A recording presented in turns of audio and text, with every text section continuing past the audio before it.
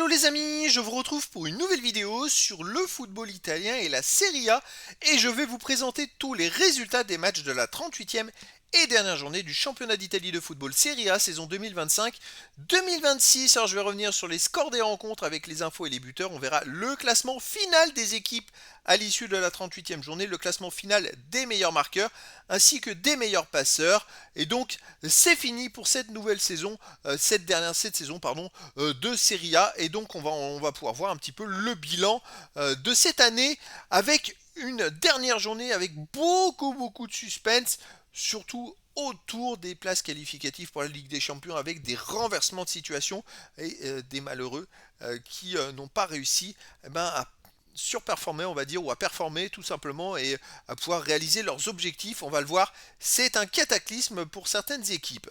Alors les amis, cette journée a démarré le vendredi 22 mai. C'est quand même une journée d'ailleurs à souligner où tous les matchs n'étaient pas en même temps. Donc voilà, bah écoutez, moi je trouve que c'est pas génial, parce que d'un point de vue équité, moi j'aime bien que tout soit en même temps. Mais bon, c'est comme ça. Le vendredi 22 mai, Fiorentina 15e a fait match nul contre l'Atalanta de Bergame le 7e, un partout. Ouverture du score Piccoli 39e pour la Fiorentina, égalisation par Comuso 82e contre son camp pour l'Atalanta de Bergame. Les matchs du samedi 23 mai, il y avait deux matchs. Bologne 8e a fait match nul contre l'Inter de Milan le premier, 3 buts partout. Ouverture du score Di Marco 22e pour l'Inter, égalisation Bernardeschi 25e pour Bologne, deuxième but Pobega 42e pour Bologne, troisième but Zielinski 48e contre son camp pour Bologne qui menait 3-1. Ensuite, réduction du score Esposito 64e pour l'Inter de Milan et égalisation par Andy Diouf à la 86e pour l'Inter de Milan. Les matchs du dimanche 24 mai, Torino 12e a fait match nul contre le 6e, la Juventus Turin 2 buts partout. Alors c'est un match catastrophique pour la Juve car ils ne sont pas qualifiés à cause de ce match nul pour une Coupe d'Europe la saison prochaine. Ils ont été dépassés par toutes les autres équipes. C'est une catastrophe. En plus de ne pas être en Ligue des Champions, ils sont même pas en Coupe d'Europe. Alors les buts pour d'ailleurs, j'ai oublié le Lazio. Bon, je reviendrai. Il y a un autre match du samedi que j'ai oublié. C'est vrai qu'il y a eu tellement de suspense. Vlahovic a ouvert le score pour la Juventus Turin à la 24e. Deuxième but pour la Juve, 54e par Vlahovic qui menait quand même 2-0. Réduction du score Cassadet, 60e et égalisation chez Adams, 84e pour le Torino. J'ai oublié le match du samedi 23 mai. Lazio-Drome 9e a battu Pise le 20e et dernier. 2 buts à 1 avec des buts marqués par Pise Moreo 23e. Égalisation pour la Lazio-Drome. Dele Bachiru 33e. Deuxième but Pedro 35e minute. Allez, on revient sur les matchs du dimanche, 24 mai. On enchaîne. Et la Vérone 19e a perdu à domicile contre l'AS Rome le 4e, 2 buts à 0 avec des buts marqués par Malen 56e et El Shaarawy 92e minute. Malen il marque souvent en ce moment.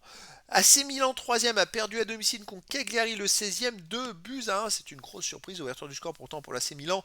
Selmakers 2e minute, égalisation Borelli 20e pour Cagliari, deuxième but Rodriguez 57e pour Cagliari. Et à cause de ça, l'AC Milan finit 5e du classement et jouera la Ligue Europa la saison prochaine. L'AC Milan ne sera pas en Ligue des Champions. C'est un énorme raté pour une équipe qui a longtemps été deuxième du classement et qui se rate en fin de parcours, en fin de championnat. Surtout qu'ils n'avaient pas de Coupe d'Europe cette saison, donc physiquement ils pouvaient enchaîner les matchs. C'est hallucinant, c'est un cataclysme. En plus, ils jouent à domicile, ils mènent à 1-0 et ils ont perdu contre une équipe qui n'avait plus rien à jouer. Les autres matchs, ensuite il y a eu Parme 13e qui a battu Sassuolo le 11e, 1 but à 0, but pour Parme marqué par Pellegrino 80e minute. Naples le 2e a battu Udinese le 10e, 1 but à 0, but pour Naples marqué par Ojlund 24e minute. On enchaîne les autres matchs. Cremonese 18e a perdu à domicile contre Côme le 5e, 4 buts à 1 avec des buts marqués par Côme, Caraballo 36e, Douvica 51e, réduction du score Bonazzoli 55e sur penalty pour Cremonese. Ensuite pour Côme, D'Acunha a marqué un troisième but à la 74e minute sur penalty et ensuite un quatrième but a été marqué par D'Acunha à la 81e minute pour Côme. Grâce à cette victoire, Côme dépasse l'AC Milan et la Juve pour aller finir à la 4e place. C'est quand même énormissime ce que Côme a réalisé. C'est fabuleux et ils sont qualifiés pour la Ligue des Champions, les amis. Alors je pense qu'ils vont jouer des matchs de barrage. Mais bon, en tout cas, bravo à eux d'être quatrième. Quelle montée en puissance de Côme depuis le début de l'année. Les autres matchs, il y a eu Naples, ça je vous l'ai dit. Et dans le dernier match, Lecce 17e qui a battu Genoa le 14e, 1 but à 0 avec un but marqué par Banda à la 6e minute. Alors le classement final les amis, c'est là que ça va être intéressant. L'Inter de Milan premier avec 87 points, ils sont champions, bon, on le sait depuis pas mal de journées. Deuxième, Naples 76 points.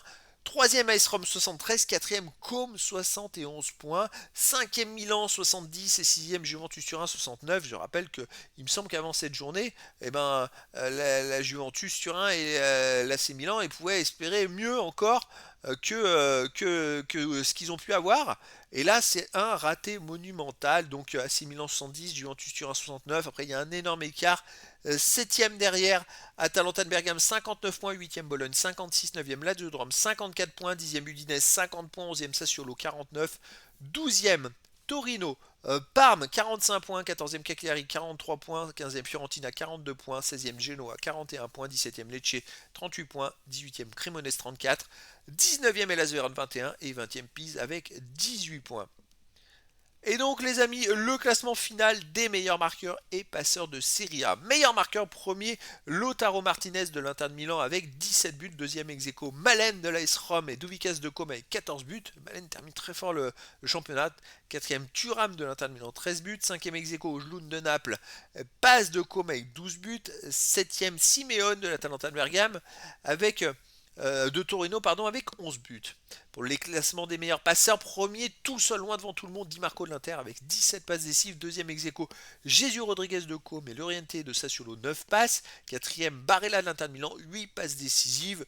Donc voilà, des classements quand même plutôt bien fournis avec quelques belles performances. C'était donc la présentation des derniers résultats de la dernière journée, de la 38e et dernière journée du championnat de France, du championnat d'Italie de football Serie A, saison 2025-2026, présentation et score des rencontres avec classement final de la Serie A et classement final des équipes des meilleurs buteurs et des meilleurs passeurs. Voilà les amis, je vous dis à très bientôt pour une nouvelle vidéo.